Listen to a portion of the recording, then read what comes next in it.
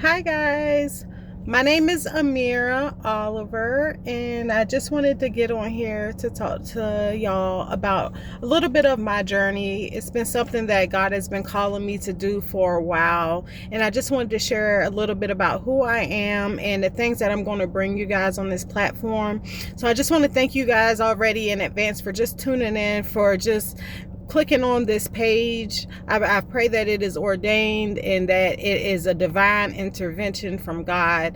And I just hope that y'all be able to just learn something about me and about my journey. And I hope that it will inspire y'all. That's the main point of it. I just want to inspire people that you can get through anything. The Lord has brought me through so many different things that I can't believe where my life is today. I'm not where I want to be, but I'm not where I used to be. And I'm just thankful that God has brought me this far. And I just wanted to share it. And as I continue to just progress in my journey with God, I want to just show you guys the glory of Him. Everything that I do and everything that He's doing, He's going to be able to get the glory for all of this. So I just want y'all to have front row seats of everything that I'm doing, everything that God has continued to do in me, and just how it's going to go.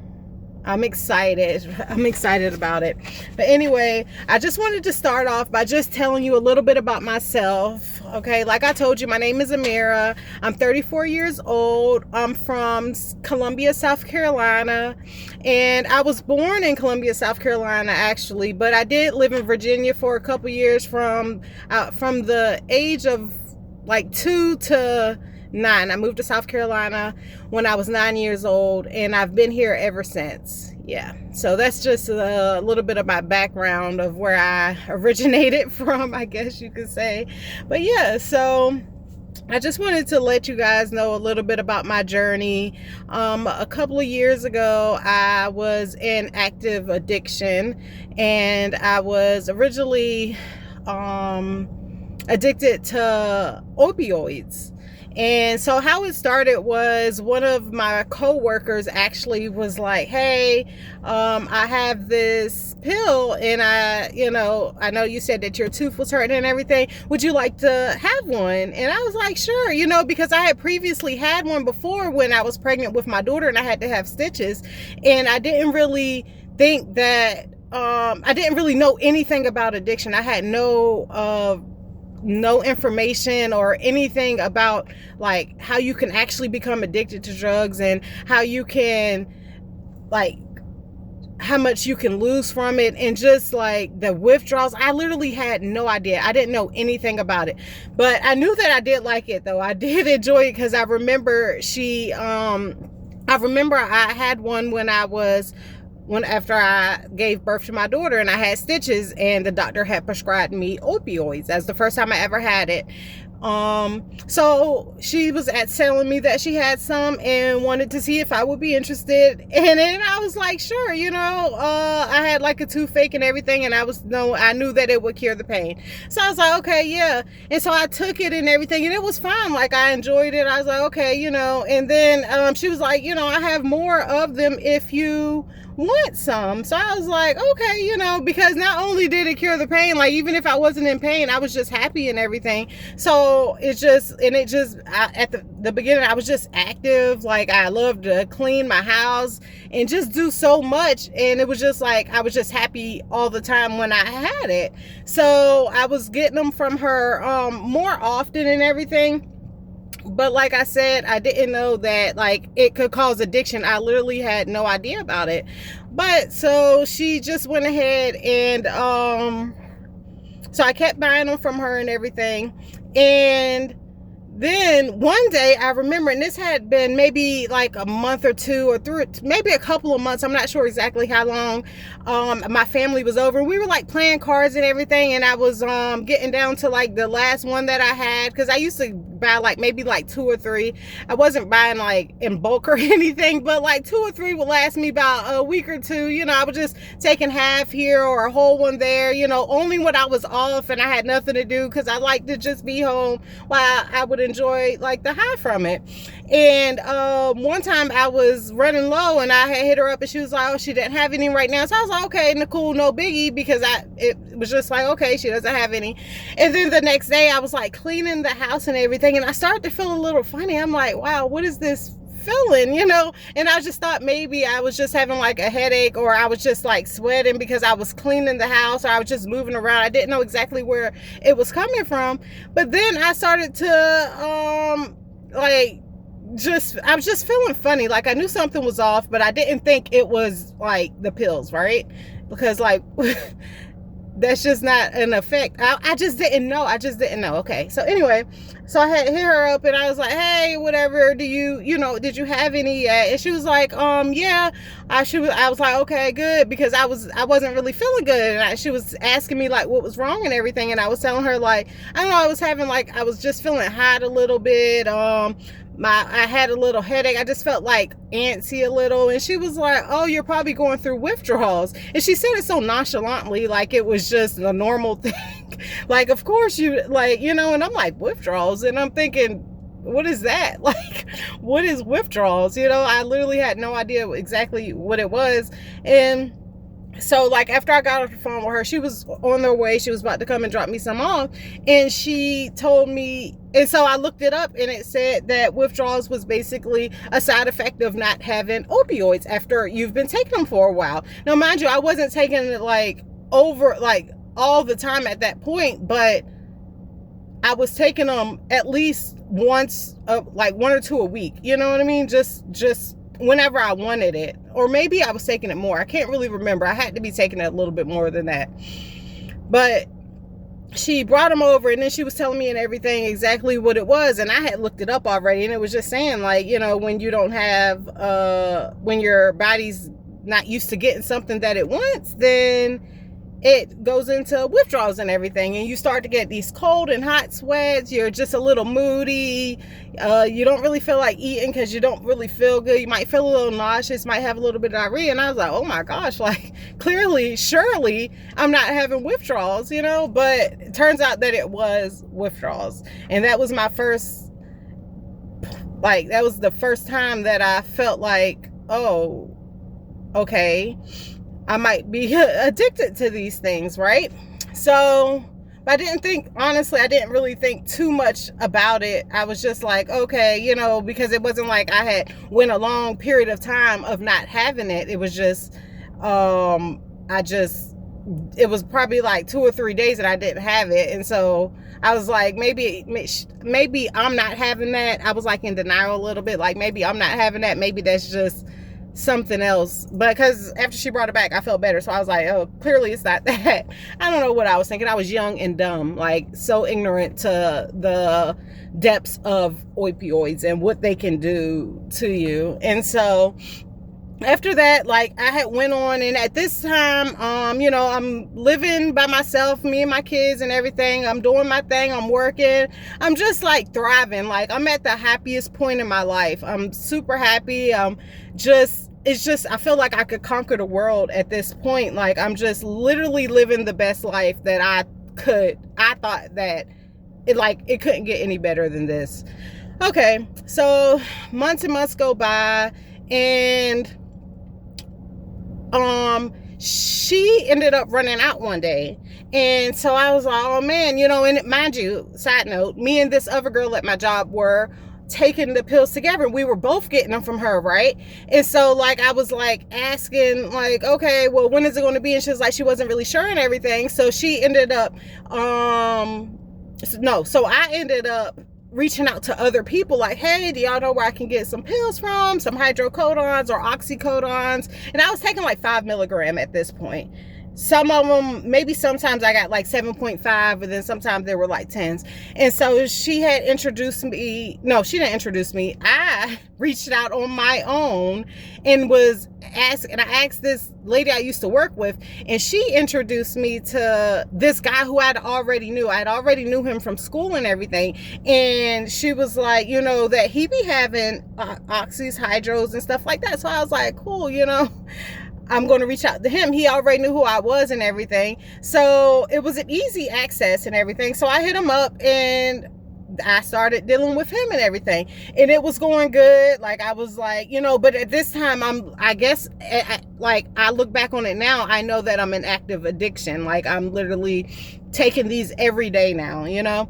And but I was still thriving. It wasn't like I was like, it was affecting me that much. Like I still was working. I still was taking care of the kids. I still was doing everything I was doing. I was just taking pills as, as well. It wasn't like I was having money problems or anything like that. I was still able to pay my bills, and I was still able to manage that habit. And it was just like going good and everything. And then one day the guy who I told you I knew from school and everything, he ended up running out of the hydros and oxycodones, and he told me, he said, I have something else or whatever. So I was like, okay, cool.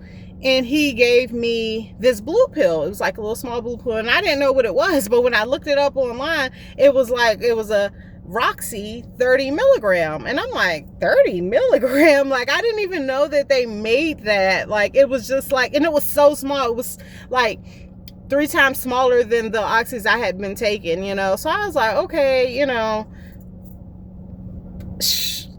was kind of excited about it a little bit, because it was like more than, I usually would take. Like, at this point, I think I was moved from 5 milligrams to 7.5 milligrams, and at this point I was taking 10 milligrams. So when I seen that 30 milligrams, I was happy. I was like, okay, but I wasn't brave. Now, I didn't originally just take the whole thing. I ended up taking half of it. And I remember when I took half of it, I remember I was on my way to Walmart, and I took half of it. And when I took the half, I got to Walmart, and I'm like walking around and everything, and I don't feel it. Like, I'm like, something must be off. Like, this really, or maybe my tolerance is just there. I don't know. But like, I took the 15 milligram, and I wasn't feeling anything. I'm just like, okay, I'm cool and everything. And so I leave the store, and I lived like 5 minutes away from there. And so I got home, and at this time I'm still not feeling anything. So I ended up taking the other half of that milligram. So at this point, I've taken 30 milligram. That's the largest dose I had consumed at that point at one time, And so I was like, sitting down, and like all of a sudden it just hits me, right? I'm like, oh my gosh, like I am the highest I have ever been. Excuse me. Like, I felt so high that it scared me. I was like, oh my gosh, I'm like really scared that I'm going to like overdose or something. I didn't know. Like, I was just like really high. It was nice, but it was too nice. Like, I was too scared. I was like, oh, I like it, but I don't, because I was just scared, So I remember I was at my mom's house at this point, and I was just sitting there.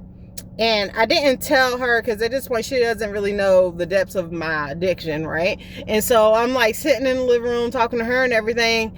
And I remember thinking, like, at this point I wanted to go to sleep, but I didn't want to go to sleep because I was really scared that if I went to sleep, that I wouldn't wake up. Like, that was a fear of mine. I was like, if I go to sleep, I might not wake up, And so I like stayed up, and I tried to make sure I stayed up and like all night, because I didn't want to go to sleep and then like died or something. That's what that was a fear of mine. I was scared. And so after that, it wore off and everything, and I really didn't buy them again, because I really didn't like how high I felt. Like, it was just too much for me. I'm like, this is just a lot, right? So he ended up getting the ones that I was usually taking back and stuff. So I was buying those from him again, and then he ran out again, right? So he had ran out again, and I was talking to my homegirl, the one who I was telling you that both of us were doing pills while we was working at my job, right? And so I was asking her, hey, do you know where I could get some from? Because I had hit up the homeboy, but he was like that he only had those Roxys, those little blue pills. And I'm like, I don't want that, because last time it was just a lot or whatever. And so I hit her up, and so she was like, that she just takes half of it. No, that she just takes a quarter of it, and it does her good, right? So I was like, okay, or whatever, because at this point I couldn't get none from anywhere else. So I was like, well, let me hit him up or whatever. So I hit him up, and I got one from him, but I only had got a quarter. I only took a quarter of it, and I really enjoyed it. I was like, okay, now this is a little bit more manageable. This is a little bit more tolerable. And so like, it was going good and everything, like, but at this point, like, I'm starting to take these more often. So I'm taking these blue pills now. I'm not even taking the oxy, the 5 milligram, the 10 milligram. All I'm taking are these blue pills, right? But one day he runs out, right? And I had hit up this lady. Lord, everybody at my job was dabbling in something. Anyway, I hit up this lady who I was working with, who I was really good friends with, and she was like, my homegirl takes meds, like I think they were like 10 milligram or 5 milligram of oxys and stuff. I can get them, get her to, hook y'all up for you to get some. I was like, okay, whatever. So I go and I get them. And so once I take them from her, and I know that they're prescriptive because they're still in the prescription thing and everything, but I was not feeling anything. I'm like, why am I not feeling? So I would take another one, and I would take another one, and I just wasn't feeling anything. It was just like, basically like I didn't take anything. So I'm kind of nervous. I'm like, well, maybe these things that I got from her are fake or something. I didn't know what was going on, because at this point, sidebar, the blue pills that I was taking were laced with fentanyl, and I didn't know it. So the regular pills would have been doing nothing for me because my tolerance is really high. Like, I'm addicted to fentanyl at this point. So oxycodone, hydros, none of that would do anything for me, because if y'all don't know, like, fentanyl was like 30 times more potent than morphine, so like that would do nothing for me. So I'm like, what is wrong? I'm not going to go in deep depth about everything, but I am going to speed this story up, right? So I'm like, and at this point I'm in active addiction and everything. And then also my sister, she ended up losing her son, which is my nephew. He was named after me. His name is Amir. My name's Amira. But anyway, and so after that, I literally lost it. Like, I was up until here, I was pretty much well, no, I'm not gonna lie, I was literally kind of losing my way at this point, even a little bit before Amir passed away. But I was kind of like losing I was losing control. I was like, I thought that I had control over it, but like looking back on it, I didn't. I was literally spending my money on it. I was just not doing what I was supposed to be doing. I wasn't paying the bills I was supposed to be doing. I was like getting extensions and everything to support my habit at this point. So I just was already kind of losing myself. But when my nephew passed away, I really lost myself. Like, that was at the highest point of my addiction during that time, because I lost it, like I was trying to do anything to cope with the pain. So I'm taking not hydros. I was taking those Roxys, right? And I was just having a field day. Like, I was just hurt, lost. I didn't know how to deal with the pain. And so I'm like, I'm just going to numb it. I'm not even I couldn't think about it or anything, right? So I was just doing like I was just not at my greatest. Let's just say that. Like, I was just going downhill and downhill, literally fast. Like, it was lightning bolt fast. Like, I was at here, and then after, like, I started taking it, I was here. But then once Mir passed, like, I was literally went downhill that quick. That's how quick it was for me. Like, very quick, right? And then after that, I was just, even after that, like, I really just didn't know how to deal with my pain. I was so angry. I was so mad. I didn't have God in my life. Like, I had stopped praying and everything. I used to pray with my kids, and like, we would talk about God and everything. Like, at that point, I stopped even praying with them, because I'm like, what kind of God would do that, right? Like, what kind of God will allow that to happen? And it was just like the worst part of my life. Like, I don't know if y'all know that song, Memories, by, who was it by? It'd be like, cheers to the ones that we lost. Cheers to the ones that, because the drinks bring back all the memories of everything we've been through. But in the beginning of that song, it says, there's a time that I remember that I did not know no pain. And that was like my theme song at that point, because like before all of that, like, I literally hadn't had death in the family that I could remember. I just was like, I really didn't know pain. Like, I really didn't know pain. I didn't know how to deal with it. I didn't know how deep it could run, how much it could ruin you. But after he had passed away, I experienced all the pain and that all at one time. And it was the worst because he was a baby. He was only 2 years old. So it was like the worst part of my life. And not to mention that it was the worst part of my life, but I was also at the worst part of my life because I was in active addiction.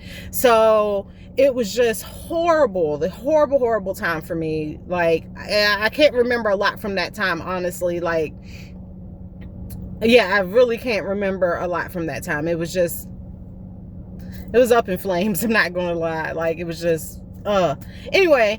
So from then on, I was just really at the height of my addiction, and I was just doing a lot of stupid things, from stealing, from taking from my loved ones.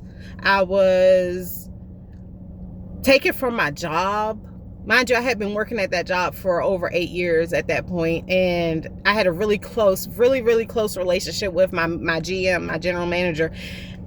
And I was taken from there. You know, I was just doing a lot of things that it was just so unlike me. I couldn't believe, like, even when I was doing it, I could not believe that I was doing that, because if anybody who knows me know that that is not me. Like, I'm literally the sweetest, the humblest type of person you would know. Like, but addiction will literally it will turn you into something that you are not. It will take away everything. It will strip you of your happiness, of your job, of your money, of your car, it literally stole everything from me, you know? And at this point, I'm wanting to quit. I'm wanting to stop. I'm wanting to fight for my life back. I'm trying to get myself together, but I can't. Like, and I think a lot of people don't understand that when you're in addiction, it's not like you don't have the wants and the desires to stop. It's literally like you just can't. Like, you can, but the pain that you feel when you go into withdrawals, it's unexplainable. If you've never felt that, then you will never understand. Like, everything. I remember one time I was in active withdrawal. I was like literally withdrawing, and I remember thinking I would rather die than to feel this. That's how bad it was. Like, you just feel like your body's just crawling, you're sweating, you don't want to be touched, you can't eat, you can't drink, you coughing, you're drool, like you're snotting everywhere. It's just a nasty situation. It really is, you know. And oh my gosh, that's like, I'm so happy that I'm delivered from that. But anyway, it's the worst thing. And the only thing that makes it better is getting another pill, getting another fix, and being high again, you know. And so, okay, let me get back on track. So like I said, I was really at the height of my addiction. I was doing a lot of stupid things, like stealing and taking things from my loved ones, like people who I love. Like, I literally had lost all of my friends. I literally had lost all of everybody who loved me and who I loved. I had pushed all of those people away. I had broken so many people's trust and everything. It was so bad. And not only that, like, I was with my kids all the time. They were always with me, but looking back on it, I neglected them by just being there but not being there mentally. You know, I was really going through a hard time, and I was there with my kids, but they were losing out, you know, and they were missing out on just living life because of my selfish desires, you know. And that haunts me to this day. Like, as much as I wish I could take that back, I can't, you know. And so I do everything every day now to be able to, you know, to just, I don't know, I guess just, I can't make up for it, but just to create something new. That's that's where I'm at now. But anyway, so while I was doing all of this, taking and, you know, stealing everything, I did a really, really, really bad thing that I regret. But anyway, it had led me to jail. And boy, if you would have told me that me would have been in an addiction, went to jail, been away from my kids. When I tell you my kids were my world, like anybody who knows me, my kids were with me all the time. Like the fact that I had to be away from them was like the hardest part of my life. Like when I tell you, I literally hated myself for that, because especially like my oldest was too, but my youngest, she was glued to my hip. Like no matter, ever since she was a baby, I don't know if it's because I breastfed her longer, but ever since she was a baby, she was glued to my hip. Like she wouldn't go anywhere. If she went to tried to stay the night at my friend's house or anything, they would call me and be like, you gotta come get her because she's sick. And as soon as I would pick her up, she would be fine. Like she would have homesickness, like really, she would be homesick. And like my oldest, we had such a great bond. It was just like I'm all that they kind of knew, like because I kept them really close and near and dear to me, like because they wanted to be. It's just like I can't even explain. Any parent knows how your babies are. They're like mothers in general, fathers in general too. Like y'all know how much y'all babies mean to you and how much you mean to them, And so like when I was in jail, I literally was stripped away from everything. Like I didn't have my money, I didn't have a car, I didn't have a house at this point. Well, of course not, because I'm in jail. But but the more important thing that I was missing was my kids. Like if you've ever been away from your kids not willingly, then you know what I'm talking about. It's a hole, it's deep, it's so many different feelings that you just can never imagine, right? Like it's so hard to be away from them.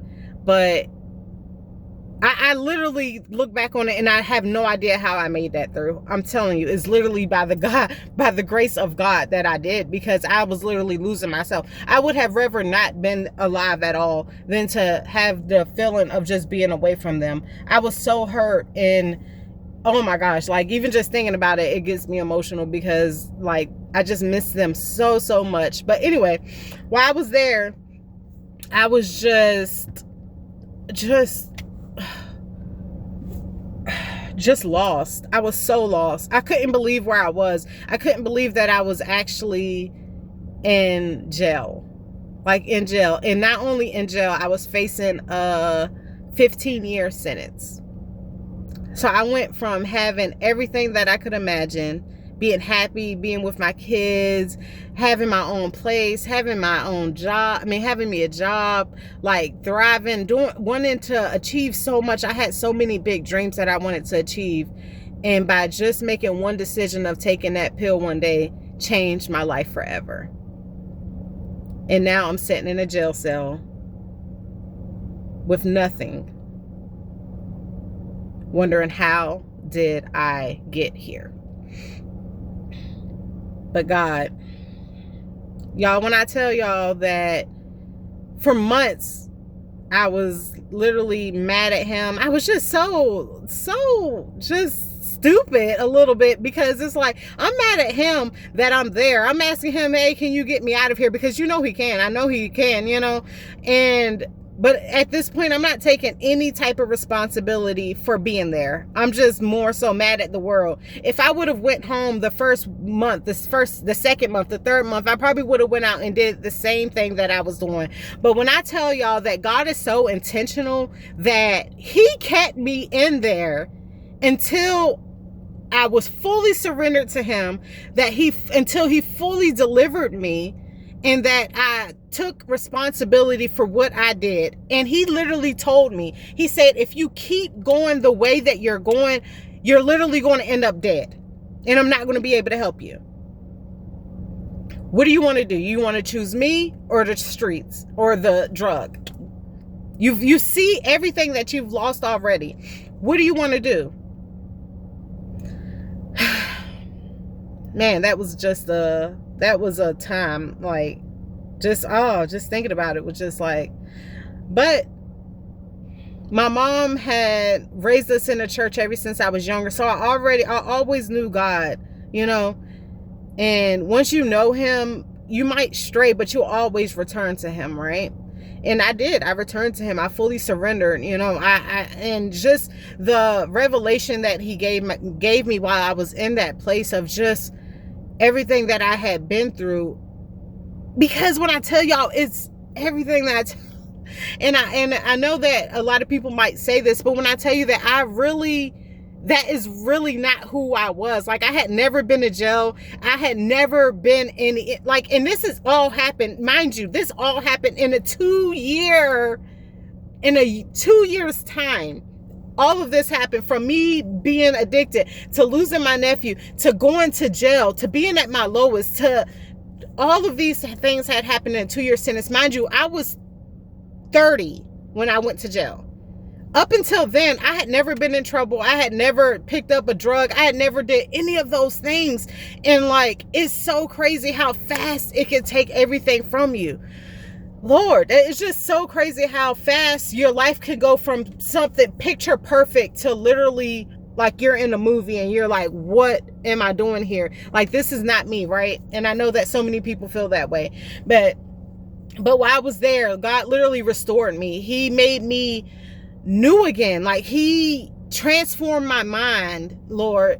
Just thank you, God. Hallelujah. He just transformed me, and he showed me everything that I was doing. Like, he showed me how he had his hand on me while I was in my addiction, while I was in there doing the things I wasn't supposed to be there, while I was stealing, when I was running into the law enforcement and everything. Because when I tell y'all, I got some stories to tell y'all about this stuff. Anybody who's been through active addiction can tell you that you got some stories to tell. Because when I tell y'all some of the things that I have to say, I can't even believe I done. I can't even believe that I did that. But I'm just so grateful that God had delivered me from that he is still delivering me from that. Like, while I was in jail and everything, it was like an eye-opening moment. Like, I was able to literally be away from everything and to only focus on him. I was only focused on him, and he showed his glory. He showed me who he was. He reminded me that he had already and always had his hand on me from the time I was a child to the time I was in active addiction to the time while I'm sitting in that jail cell wondering, how did I get here? He had his hand on me. He literally pulled me from the trenches and covered me with his light. Y'all, I want to tell y'all, God is so good. He's so intentional, and I cannot wait to tell y'all the amazing stories that I have. But I just wanted to give you a quick little story, and when I tell y'all, I'm going to go so much more in depth, but I just wanted to give you just an overview of everything that I've been through, what I had, where I was to where I am now. And mind you, I'm not even where I want to be right now. I mean, I don't mean that in a selfish way, but when I say I'm not where I want to be, like, God has literally shown me so much more for my life and everything that I'm going to be able to do and be able to achieve.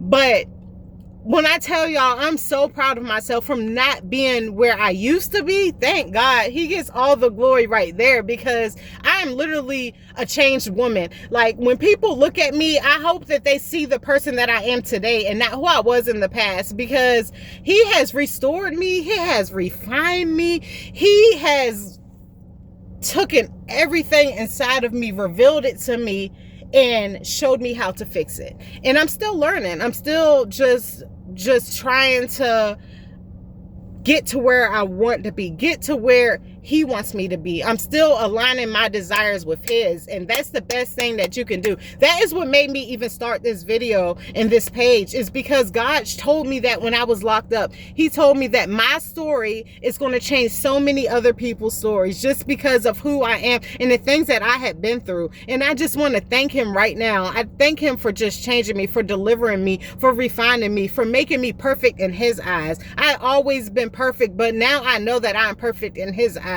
You guys, I cannot wait to show you the things that he is doing for me, what he is doing for my kids, what he is doing for my family, for my ministry, for my friends. It's so amazing. I'm so happy, like, to be able to just share it with you guys. I just wanted to give you a quick little story time about how I had got to somewhere where I am, from the addiction to jail to here. But when I tell y'all, I have so much more coming to tell y'all about I have so much more to tell you about how I got here, and I just cannot wait to share it with you guys, okay? And I just want to thank you for listening, and just thank you for sorry, my granddad's over there. My sister's leaving trying to talk to me. But I just want to thank y'all for listening, and just tune into next time, because when I tell y'all, it gets much, much deeper than this. This is layered. So thank you guys. Have a nice day. Tune in next time.